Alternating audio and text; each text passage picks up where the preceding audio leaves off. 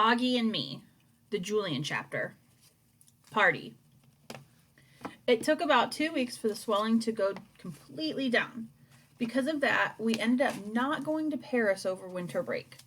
Mom didn't want our relatives to see me looking like I'd been in a prize fight. She also wouldn't take any pictures of me over the holidays because she didn't want to remember me looking like that. For our annual Christmas card, we used one of the rejects from last year's photo shoot. Even though I wasn't having a lot of nightmares anymore, the fact that I could have started having nightmares again really worried Mom. I could tell she was totally stressed out about it. Then, the day before our Christmas party, she found out from one of the other moms that Auggie had not been through the same kind of admissions screening that the rest of us had been. See, every kid who applies to Beecher Prep is supposed to be interviewed and take a test at the school. But some kind of exception had been made for Auggie. He didn't come to school for the interview, and he got to take the admissions test at home. Mom thought that was really unfair. This kid should not have gotten into the school, I heard her telling a group of other moms at the party. Beecher Prep is just not set up to handle situations like this. We are not an inclusion school. We don't have the psychologists needed to deal with how it affects the other kids.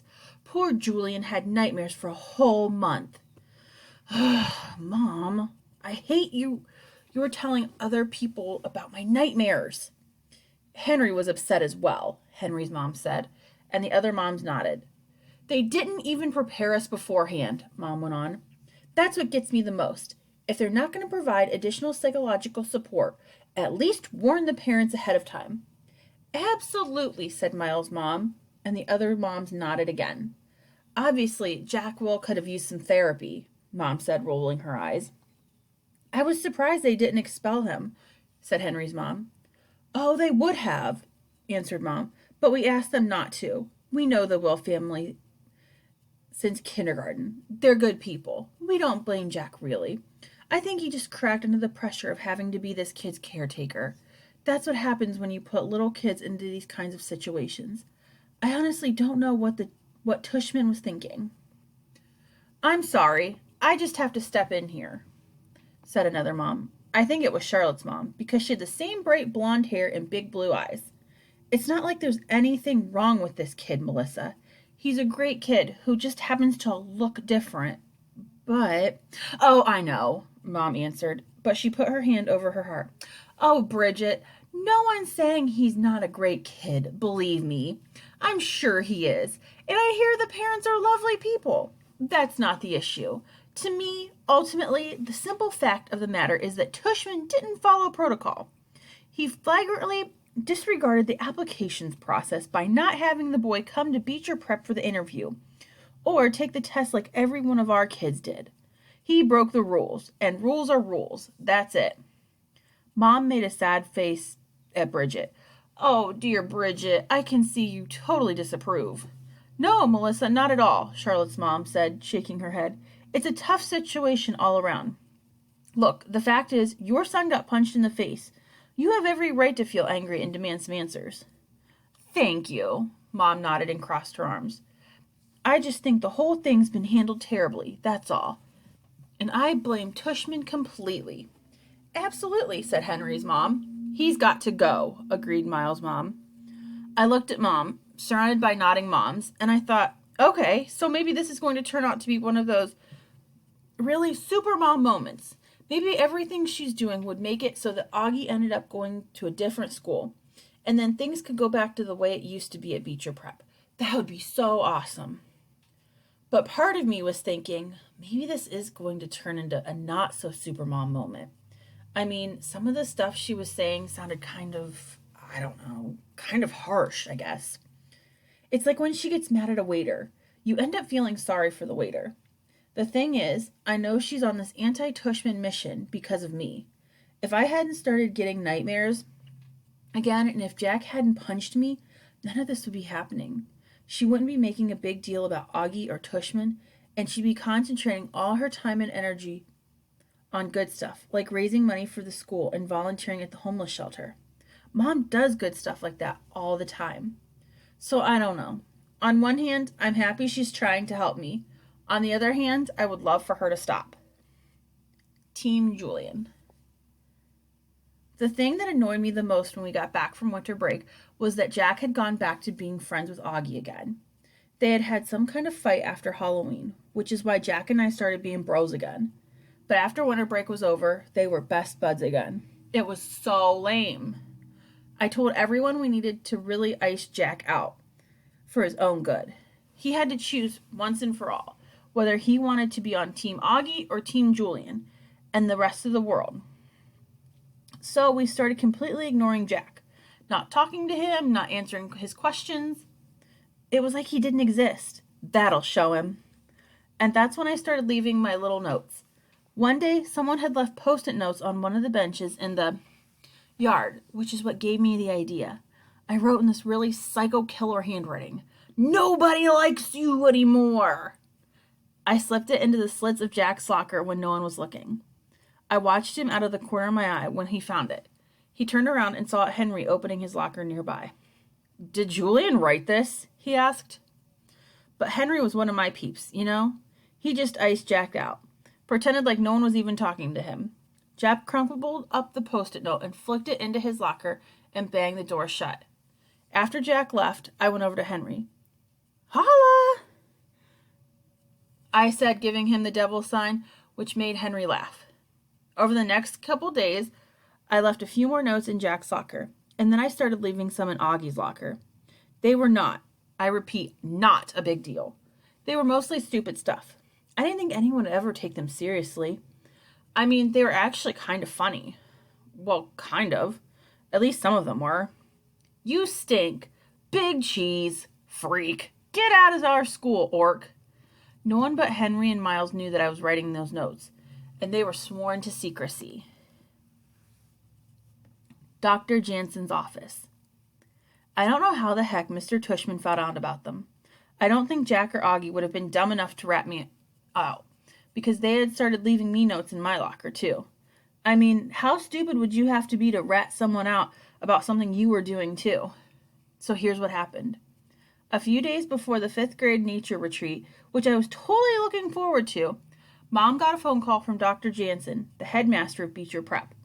He said he wanted to discuss something with her and Dad and asked for a meeting. Mom assumed it probably had to do with Mr. Tushman and that maybe he was getting fired. So she was actually kind of excited about the meeting.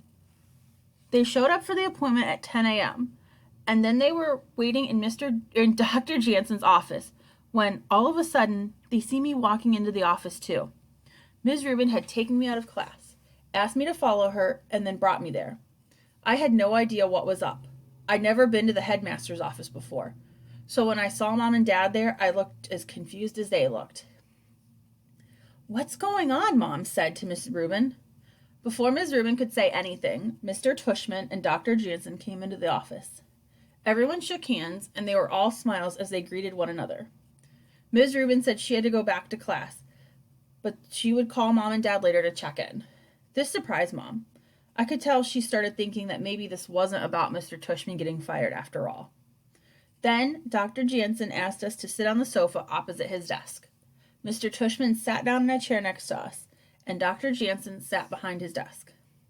"Well, thank you so much for coming, Melissa and Jules," Dr. Jansen said to my parents. It was strange hearing him call them by their first names. I knew they all knew each other from being on the board, but it sounded weird. "I know how busy you are, and I'm sure you're wondering what this is all about." "Well, yes," Mom said, but her voice drifted off. Dad coughed into his hand. "The reason why you were asked here today is because, unfortunately," Dr. Jansen continued, "we have a serious matter on our hands, and we'd like to figure out the best way to resolve it. Julian, do you have any inkling of what I might be talking about?" He looked at me. I opened my eyes wide. "Me?" I snapped my head back and made a face. "No." Dr. Jansen smiled and sighed at me at the same time. He took off his glasses. "You understand," he said, looking at me. "We take bullying very seriously at Beecher Prep. There's zero tolerance for any kind of bullying. We feel that every single one of our students deserves the right to learn in a caring and respectful atmosphere." "Excuse me, but can someone tell me what's going on here?" Mom interrupted, looking at Dr. Jansen impatiently. "We obviously know the mission statement at Beecher Prep. How? We practically wrote it. Let's cut to the chase. What's going on?" evidence. Dr. Jansen looked at Mr. Tushman. "Why don't you explain, Larry?" he said. Mr. Tushman handed an envelope to Mom and Dad. Mom opened it and pulled out the last 3 Post-it notes I had left in Auggie's locker. I knew immediately that's what they were, because these were actually pink Post-it notes and not yellow ones like all the other ones had been. So I thought, aha! So it was Auggie who told Mr. Tushman about the Post-it notes. What a turd! Mom read through the notes quickly and raised her eyebrows and passed them to Dad. He read them and looked at me. "You wrote these, Julian?" he said, holding the notes out to me. I swallowed. I looked at him kind of blankly. He handed me the notes and I just stared at them. Well, I answered, "Yeah, I guess." "But Dad, they were writing notes too." "Who was writing notes?" asked Dad. "Jack and Auggie," I answered. "They were writing notes to me too. It wasn't just me." "But you started the note writing, didn't you?" asked Mr. Tushman. "Excuse me?" Mom interjected angrily. "Let's not forget it was Jack Will who punched Julian in the mouth. Not the other way around. Obviously, there's going to be residual anger." "How many of these notes did you write, Julian?" Dad interrupted, tapping on the Post-it notes I was holding. "I don't know," I said. It was hard for me to get out the words. "Like 6 or something. But the other ones weren't this, bad. These notes are the worst than the others that I wrote. The other ones weren't so..." My voice kind of drifted off as I reread what I had written on the 3 notes. "Yo, Darth Hideous, you're so ugly you should wear a mask every day." And "I hate you, freak." And the last one. "I bet your mother wishes you'd never been born. You should do everyone a favor and die." Of course, looking at them now, they seemed a lot worse than when I wrote them. But I was mad then. Super mad. I had just gotten one of their notes and... "Wait," I said. I reached in my pocket and I found the last Post-it note that Auggie and Jack had left for me in my locker just yesterday. It was kind of crumpled up now, but I held it out to Mr. Tushman and read it. "Look, they wrote mean stuff to me too." Mr. Tushman took the Post-it note, read it quickly, and handed it to my parents. Mom read it and then looked at the floor. My dad read it and shook his head, puzzled. He handed me the Post-it note and I reread it. "Julian, you're so hot. Summer doesn't like you, but I want to have your babies. Smell my armpits. Love, Balula." "Who the heck is Balula?" asked Dad. "Never mind," I answered. "I can't explain." I handed the Post-it note back to Mr. Tushman, who gave it to Dr. Jansen to read. I noticed he actually tried to hide a smile. "Julian," said Mr. Tushman, "the 3 notes you wrote don't compare at all to this note in content." "I don't think it's for anyone else to judge the semantics of a note," said Mom. "It doesn't matter whether you think one note is worse than the other. It's how the person reading the note reads it. The fact is, Julian's had a little crush on this Summer girl all year long, and it's probably hurt his feelings." "Mom!" I yelled, and I covered my face with my hands. "That's so embarrassing." "All I'm saying is that a note can be hurtful to a child, whether you see it or not," Mom said to Mr. Tushman. "Are you kidding me?" answered Mr. Tushman, shaking his head. He sounded angrier than I'd ever heard him before. "Are you telling me that you don't find the Post-it notes your son wrote completely horrifying? Because I do."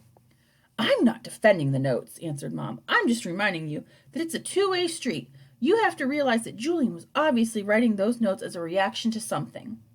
"Look," said Dr. Jansen, holding his hand out in front of him like a crossing guard. "There's no doubt there's some history here. Those notes hurt my feelings," I said. And I didn't mind that I didn't sound like I was going to cry.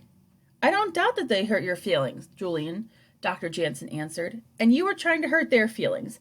That's the problem with stuff like this. Everyone keeps trying to top one another, and then things escalate out of control." "Exactly," said Mom, and it almost sounded like she screamed it. "But the fact is," Dr. Jansen continued, holding up his finger, "there is a line, Julian. There is a line, and your notes cross that line. They're completely unacceptable. If Auggie had read these notes, how do you think he'd feel?" He was looking at me so intensely that I felt like disappearing under the sofa. "You mean he hasn't read them?" I asked. "No," answered Dr. Jansen. "Thank goodness someone reported the note to Mr. Tushman